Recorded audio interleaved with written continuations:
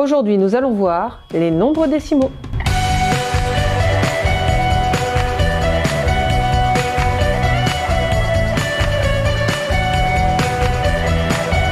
Bonjour et bienvenue sur Éducation Happy, la chaîne où l'apprentissage passe par le plaisir.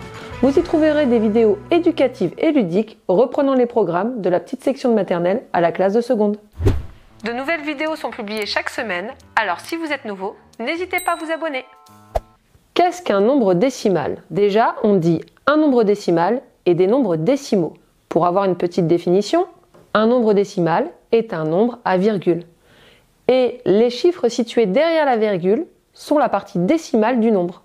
Pour bien comprendre, je vous ai mis quelques exemples. Si je prends 359, 48 ou 1072, vous voyez bien qu'il n'y a pas de virgule. C'est ce qu'on appelle des nombres entiers. Vous les avez déjà vus normalement. En revanche, ici je vous ai écrit 359,35 qui se dit comme ça 359,35, 48,2 ou encore 1072,974.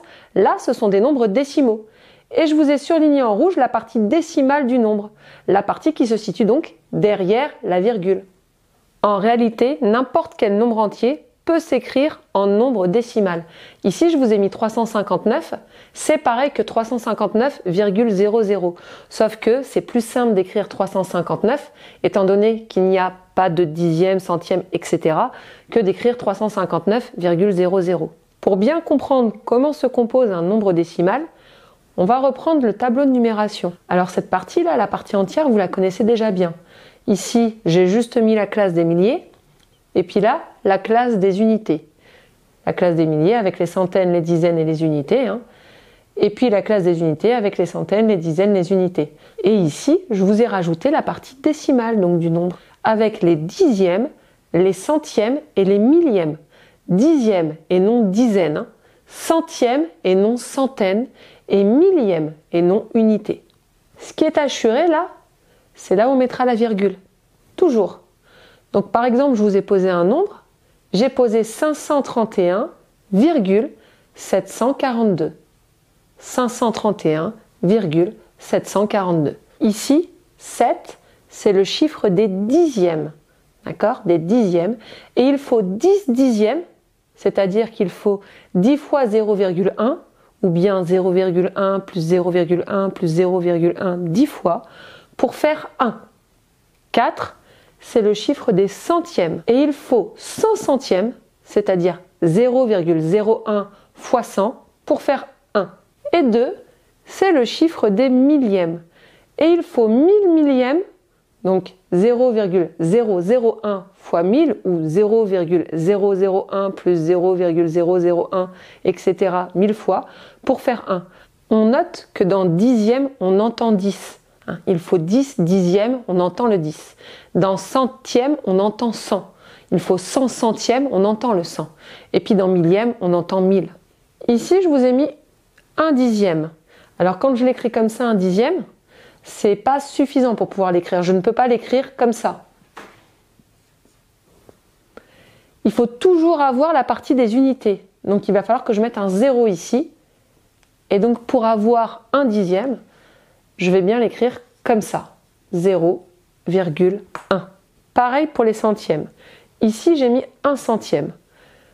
Donc pour pouvoir l'écrire correctement, il faut que je remplisse de 0 jusqu'aux unités. Ça veut dire que je vais mettre un 0 dans les dixièmes, puisque dans un centième, je n'ai pas de dixième, et un 0 dans les unités. J'oublie pas ici que ce que j'ai assuré, c'est la virgule, et donc un centième, c'est 0,01, comme c'est écrit dans le tableau. Et maintenant, vous avez compris, ici j'ai mis un millième, et donc pour l'écrire, je dois mettre un 0 dans les centièmes, puisque dans un millième, il n'y a pas de centième, il n'y a pas non plus de dixième, et je dois aller jusqu'aux unités, c'est-à-dire en mettant un 0 ici. Et pour l'écrire, c'est 0, virgule, je vous rappelle que la partie assurée, c'est la virgule, 0,01. Si j'écris 0,001, c'est pareil que 1 millième. Maintenant, on va faire quelques applications. Donc ici, je vous ai écrit 31,02. Je vous rappelle que ça se lit 31, on dit la virgule 02. Et je vais le placer dans mon tableau de numération. Donc pour placer 31,02 dans mon tableau de numération, je commence par placer les unités. Le chiffre des unités, c'est le 1, celui qui est juste devant la virgule. Alors je le mets au niveau de mes unités. Ensuite, je place tous mes chiffres qui sont devant le 1. Donc là, je n'ai que le 3, qui est le chiffre des dizaines. Et puis maintenant, je n'ai plus qu'à placer ce qui reste de gauche à droite, à savoir le 0, je vais le mettre derrière le 1. Et puis le 2 derrière le 0. Voilà, j'ai placé 31,02 dans mon tableau de numération. On recommence avec 493,918. Donc je place d'abord mon chiffre des unités, à savoir celui juste devant la virgule, le 3. Et puis maintenant, je place le reste de ma partie entière, le 4 et le 9, dans l'ordre. 9, 4. Là, j'ai bien écrit 493, si je prends ma partie entière. Et de gauche à droite, je place ma partie décimale. Le 9 ici, le 1 ici et le 8 là.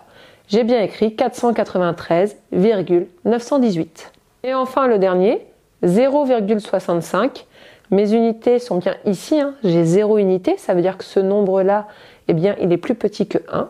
Donc je pose mon 0 au niveau des unités, et puis la suite derrière. Donc là, j'ai bien placé 0,65. Maintenant, je n'ai plus qu'à lire mon tableau de numération. Par exemple, si je veux savoir combien j'ai de centièmes dans 31,02, eh bien, je fais comme je faisais avant avec mon tableau des numérations de parties entières. Je mets ma main ici et je vois que j'ai 3102 centièmes dans 31,02. À ne pas confondre nombre et chiffre. Mon chiffre des centièmes dans 31,02, c'est 2. Mon nombre de centièmes, c'est 3102. Mon nombre de dixièmes, du coup, ce sera 310. Mon nombre d'unités, 31. Mon nombre de dizaines, 3. Pour terminer, dans 0,65, si je veux connaître mon nombre de millièmes, je vois que j'ai rien là dans les millièmes. Bah, si j'ai rien, c'est 0. On est d'accord ? Et donc du coup, mon nombre de millièmes, j'aurais plus qu'à mettre ma main, c'est 650. C'est pas 0,650, le 0 devant, on le compte pas. On compte 650 millièmes. J'ai 65 centièmes, j'ai 6 dixièmes et j'ai 0 unité.